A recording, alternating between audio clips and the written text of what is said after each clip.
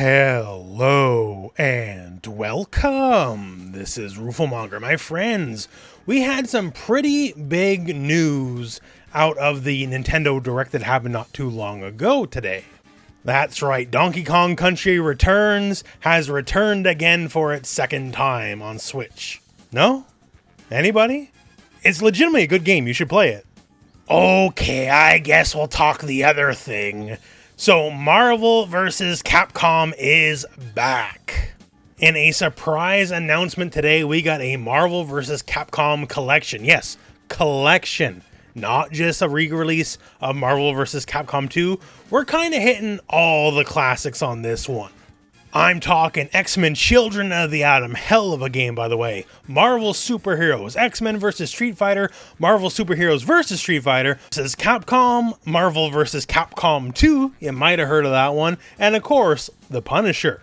And you're like, Punisher, what? And fair enough. Punisher is a Capcom classic beat-em-up side-scroller style game. It works, it fits in the terms of the collection.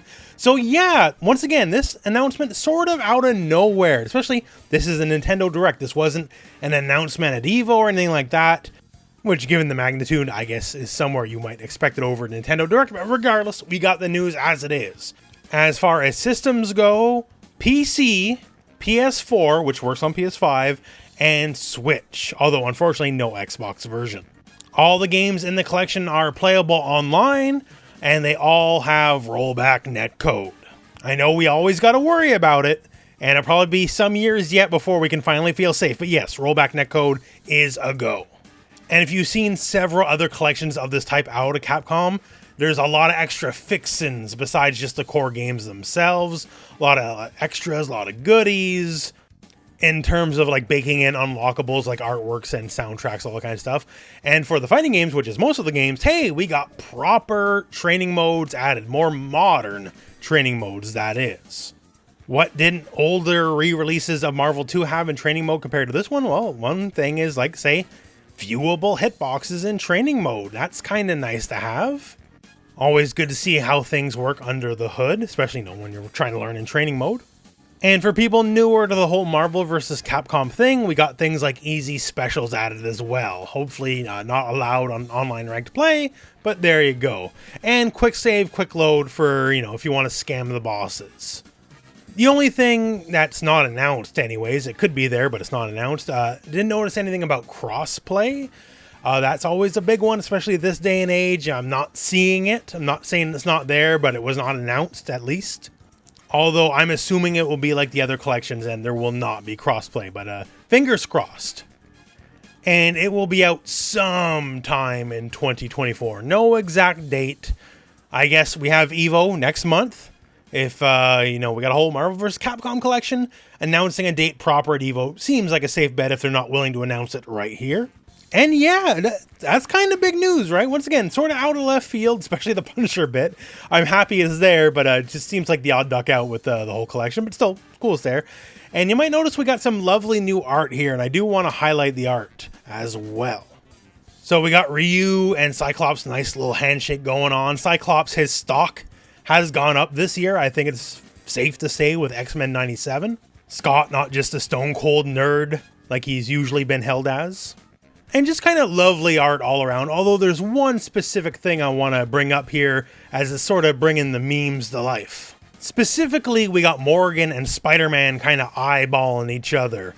And if you're unaware of this thing called the internet, much has been made of Spider-Man and Morgan's relationship over the years, especially when you choose to take certain win quotes and win screens out of context, let's put it that way. So I feel like this one's pretty intentional.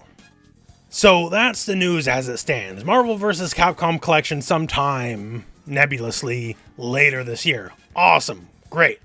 However, there's also news that's not as immediately apparent. In that, well, hey, it's a Marvel vs. Capcom collection. That means Marvel is working with Capcom again. Marvel and Capcom's relationship didn't necessarily end on the best terms some years back. Now, granted, it's 99% Disney's fault, and I know you guys are going to play in the graphics, I don't care, okay? Marvel Infinite was a great game. I don't care about the graphics. The game was good. That's what matters to me. Hell, this channel basically got off the ground thanks to Marvel Infinite. So I'm always going to hold this game in high esteem. However, I'm not blind to the fact that my love for Marvel Infinite is not universal, right? The game certainly has had some rough spots. Least of which is things like roster. Like, hey, this Marvel vs. Capcom collection, what's it mostly going to be sold on the back of, right? What were these games mostly sold on the back of? X-Men characters, of which you wouldn't find a single one in Marvel Infinite because Disney was in this awful, stupid phase where they were just like refusing to do any characters that they didn't explicitly own the movie rights to. Like they were like writing the X-Men out of the comics. They were getting rid of the Fantastic Four. It was an awful time in general. And now, obviously, that very much is not the case. Like X-Men 97, kind of a big hit. X-Men are very much back in a big way. And they're willing to loan out these characters in large-scale form again. Like, I don't know if you've seen the Marvel Rivals stuff. I actually got to play Marvel Rivals at Summer Game Fest. I was actually very surprised. It's actually quite fun. But yeah, full of mutants. By the way, if you like tribes, you'll like Storm. Because in my time playing, Storm never has to touch the ground. She can fly forever. That's really cool. So what am I saying, basically? This Disney right now is not the Disney that formed deals that cause a lot of the unfortunateness of Marvel vs. Capcom Infinite. Especially because, frankly, this Disney, this Marvel, is a bit more lean, a bit more desperate. They ain't quite on their high horse in the late stage Avengers days anymore, right? The hits aren't hitting as hard as they used to. It's much more beneficial for them these days to work out deals, work out partnerships that aren't maybe as one-sided as they've been in the past. So basically, long story short is, what am I saying? I'm saying that there is, I'm not guaranteeing, but there is the potential of a Marvel vs. Capcom 4 in the future. Many years ago on the channel, I made a video saying, should there be a Marvel 4? And I was basically like, hell no, there shouldn't be. Capcom should do their own thing. They should just do like Capcom All-Stars. So like Street Fighter versus Monster Hunter versus Resident Evil, all that kind of stuff.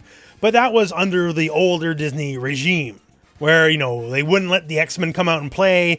Everything had to be like the MCU version of the characters. And you know what? That's gone now. They ain't like that anymore because they can't afford to be like that anymore. We're in the renaissance of fighting games right now as it stands. Everyone knows it. Fighting games are as hot as they've been in a very long time. We've made plenty of news on it, you know, Capcom and SNK playing well again in a way they haven't in many years, and maybe it's time for Marvel and Capcom to play again in a way they haven't in many years. Basically what I'm saying is, while with no guarantees, it's okay to dream again. It's okay to hope again, because the companies are talking, and this collection wouldn't exist if they weren't. But my friends, that is the news as it stands. So thank you very much for watching. Hope this video has found you well, and go out and play some Marvel.